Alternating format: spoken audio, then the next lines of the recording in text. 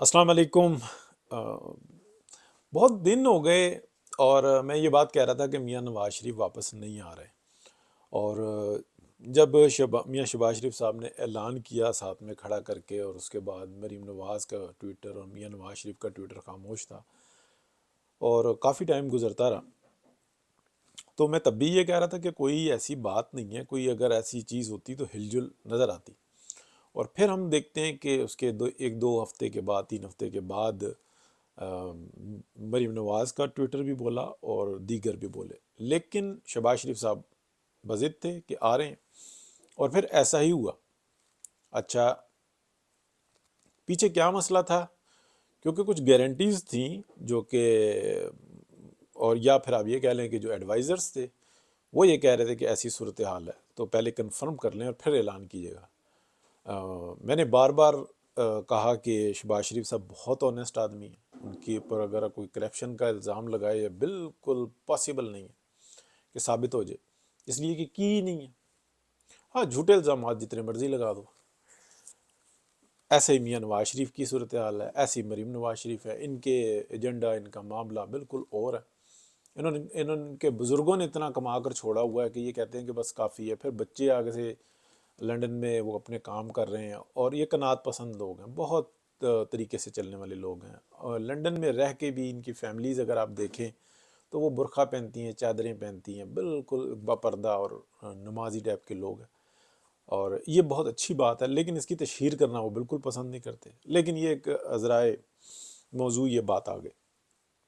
अब मैं बहुत माजरत के साथ, बहुत छोटा हो के, यानी कि उम्र में तो हूँ, लेकिन सहाफ़ती या मालूमाती मामले में ना, अगर मैं अपनी राय देता हूँ तो ये कहूँगा कि इतने बड़े बड़े जुगादरू, मैं नाम नहीं लूँगा, बड़े बड़े सहाफ़ी जिनकी मैं बहुत इज़्ज़त से बात करता हूँ, लेकिन इतना सहाफ़ती और मालूमाती निकम्मापन कि जी इलेक्शन होंगे कि नहीं होंगे, होंगे तो यूँ होंगे। एक बात जहन में रखें, बुनियादी नुक्ते होते हैं जिनके ऊपर बंदा जो है ना सारी आप कह लें कि टेबल जो है ना वो सजाता है। अगर पाकिस्तान के अंदर इस्टेब्लिशमेंट जो है, अगर पाकिस्तान के अंदर, पाकिस्तान की इस्टेब्लिशमेंट के पास ये सलाहियत तो है कि वो हुकूमत गिरा सकती है, हुकूमत बना सकती है। अगर अगर उनके पास ये सलाहियत हो ना कि वो हुकूमत चला सके, वो कभी किसी को ना आने दें। ये बुनियादी नुक्ता है। उनमें ये सलाहियत ही नहीं है।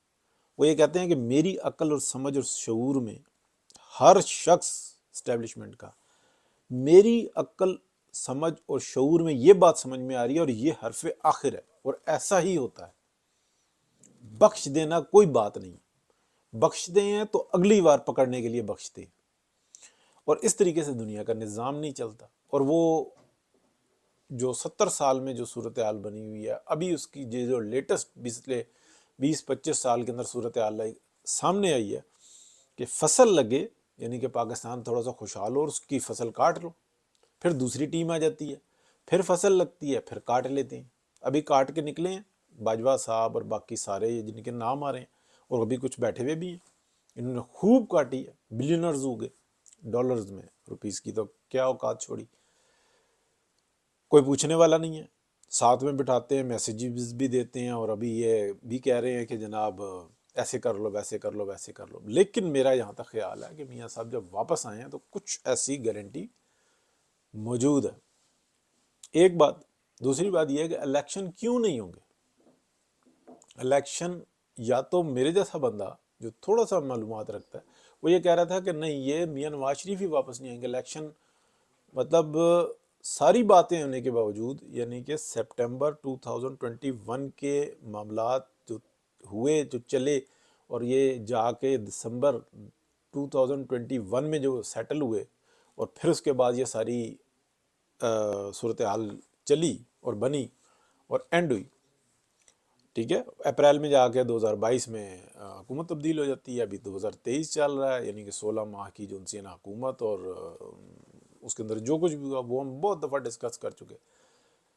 अभी जो है ना नई दुरफितनियाँ शुरलियाँ चल रही हैं। हालांकि एक یعنی کہ ڈی جی آئی کی پریس کانفرنس ہوتی ہے اور وہ یہ بتاتے ہیں کہ اب ہم نے 10-12 سال کوئی سیاست میں مداخلت نہیں کرنی، ٹھیک ہے، اور وہ یہ بتاتے ہیں کہ جنہوں نے کمان سنبھالی ہے سب کا یہ فیصلہ ہے، حالانکہ بعین اس وقت، اس سے پہلے اور اس کے بعد یہ سیاست ہی کر رہے تھے سب کے سب مل کے، اور وہ کہتے ہیں کہ نہیں ہمیں کوئی نہیں پوچھ سکتا۔ ابھی بتائیں نا یہ کیا ہو رہا ہے، پریس کانفرنس ہو رہی ہیں، یہ سب کچھ ہو رہا ہے، کیا نون league P M L N اس کے اندر شریک ہے؟ بالکل نہیں، یہ اس وقت تک کر رہے ہیں جب تک حکومت نہیں آ جاتی۔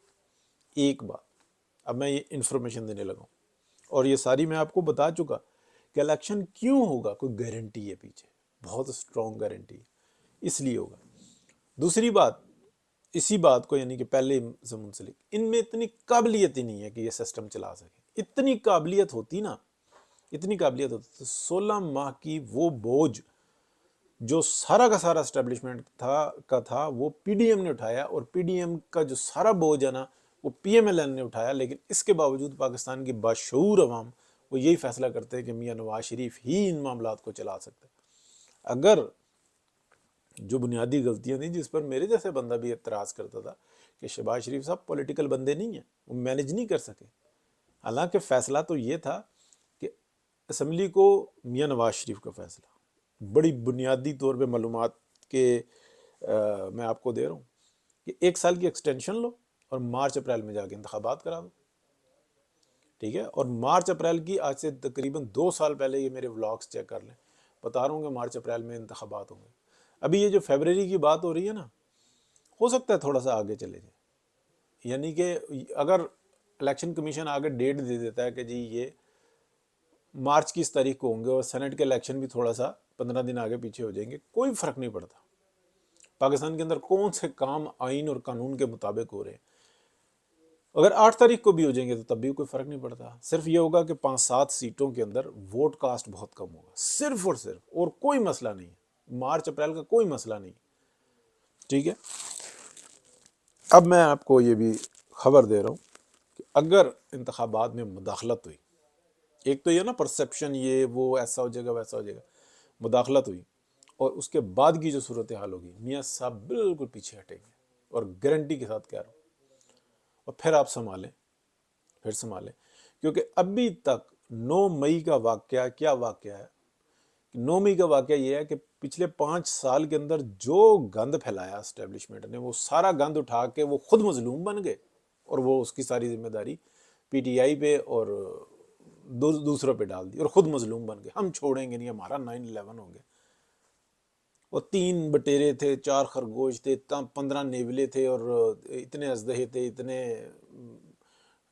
ہم نے ان کو سزا دے دی، اور کوئی نام بھی نہ پوچھے، کوئی گناہ بھی نہ پوچھے، کوئی یہ بھی نہ پوچھے کہ بھائی یہ جب حملہ کر رہے تھے تو اندر سے کنڈی کس نے کھولی تھی، کوئی نہ پوچھے، اور بس ہو گیا۔ ہماری اس میں عزت ہے، پاکستان کی عزت کی واٹ لگ گئی، ہماری اس میں عزت ہے۔ تو یہ ساری جو سی ہے نا بات، میں آپ کو بالکل، یہ جو اس وقت میں جتنے ولاگرز ہیں اور جتنے نیوز والے کہ پتہ نہیں الیکشن ہوں گے نہیں ہوں گے، الیکشن ہوں گے۔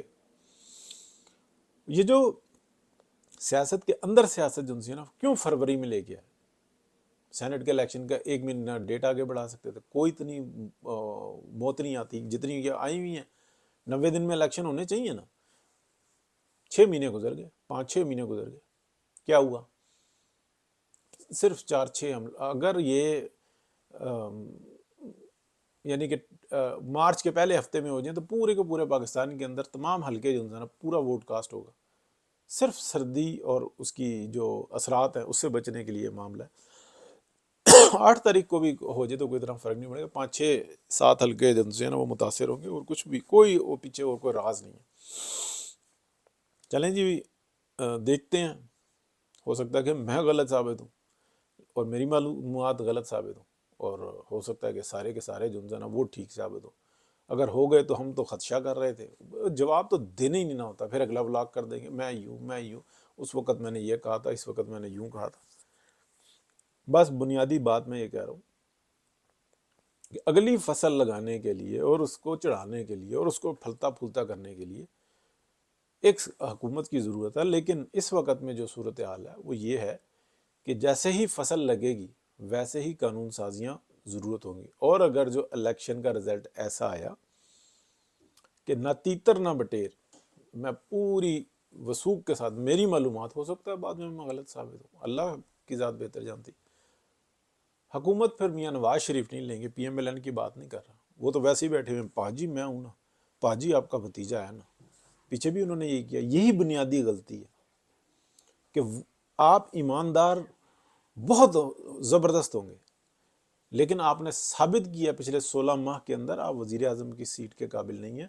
آپ وزیر اعلیٰ، یعنی کہ پاکستان کے اندر جو سب سے طاقتور سیٹ ہوتی ہے نا، وہ پرائم منسٹر کی ہوتی ہے، اور اس کے بعد ہوتی ہے چیف منسٹر پنجاب کی.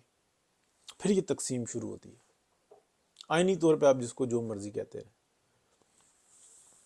ٹھیک ہے جی، بہت شکریہ.